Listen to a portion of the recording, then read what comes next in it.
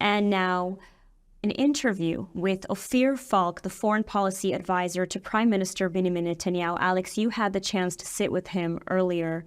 Let's hear what he had to say. Hi, Ophir. Welcome to the program. You know, we've seen that the Houthis have been attacking at ships, been sending cruise missiles, ballistic missiles into Israel. The United States apparently has asked Israel to stay out of it.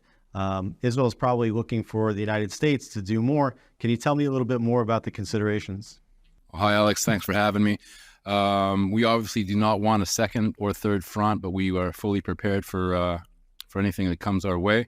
The IDF is very on the ball right now. We can see whatever the Houthi are doing, and we'll take care of it.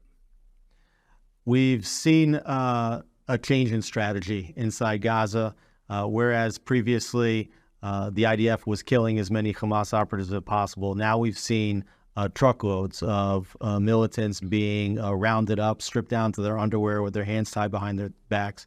Is this a change in strategy, and what's the purpose?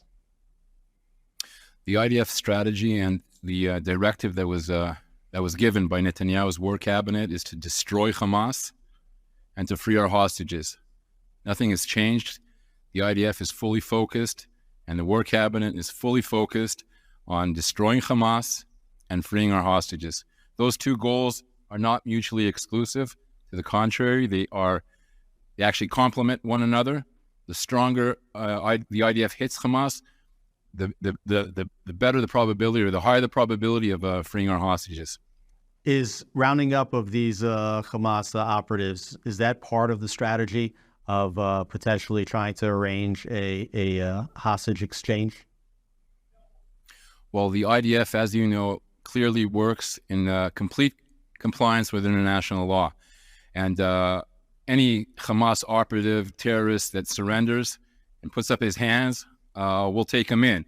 We act in complete compliance with international law. And actually, we urge these people to surrender, because we are going to destroy Hamas.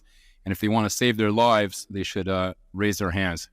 It seems like there's a difference of opinion on how long the war could or should take. Reports were that in a recent meeting with the war cabinet, Antony Blinken told Israel that it may not have enough credit to extend the fighting for as long as the IDF thinks it might be needed. It's been reported that it could be as many as 8 weeks in Gaza. Are you in lockstep with the U.S. administration on the length of the war? We've received a lot of support, great support from the United States, bipartisan support, and great support from the President of the United States from day one. He's in almost daily contact with our Prime Minister, with Prime Minister Netanyahu. We have a common goal and a common interest of destroying Hamas. That's clear. And the IDF will do whatever it takes to destroy Hamas. That's also clear. And we feel absolutely no pressure. We're going to destroy Hamas.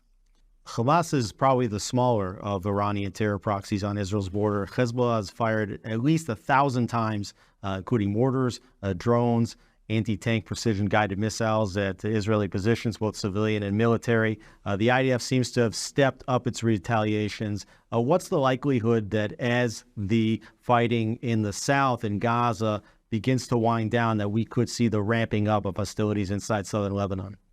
Well, the Prime Minister made it very clear that although we are not interested in a second front, we're fully prepared for a second front. Dozens of Hezbollah terrorists have been taken out by the IDF. The Hezbollah has been hit hard since the outset, since they have fired at our positions. And although we don't want a second front, we're fully prepared.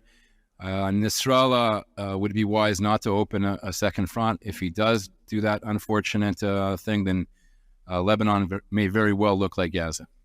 It's been reported that Netanyahu hurriedly left a war cabinet meeting to take a phone call from Russian President Vladimir Putin. Can you tell me anything about that call?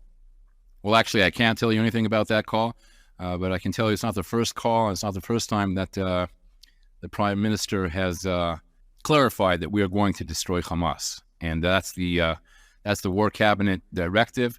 We seek to minimize, as you know, we seek to minimize civilian casualties. That's our strategy. That's Israel's strategy. It always has been. Not only because it's the right thing to do, because it's the effective thing to do. On the other hand, Hamas, as you know, Alex, their strategy is they seek to maximize civilian casualties, both Israeli civilians and Palestinian civilians. They hide behind their civilians. They hide below their civilians. Why do they seek to maximize? One is because they're a sick, genocidal terrorist organization, but perhaps more importantly, because they think it's effective. They think if it's an effective propaganda tool to coerce Israel into a ceasefire. That's not going to happen. We're going to destroy Hamas. The IDF is destroying Hamas right now as we speak. And this is the beginning of the end of Hamas. Ophir, you probably spend more time than anybody with Prime Minister Benjamin Netanyahu. He's probably under more pressure than any man in the world right now. Can you tell me a little bit about his spirit, how he's doing, and how he's operating at this time?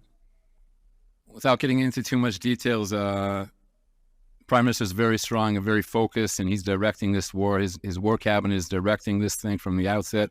He actually, as you know, Alex, he thrives under pressure and in crisis, and this crisis has been led by Prime Minister Netanyahu, and he will lead us to victory. Ophir Falk, Foreign Policy Advisor to the Prime Minister, thank you so much for being with us. Thank you. Thank you, Alex.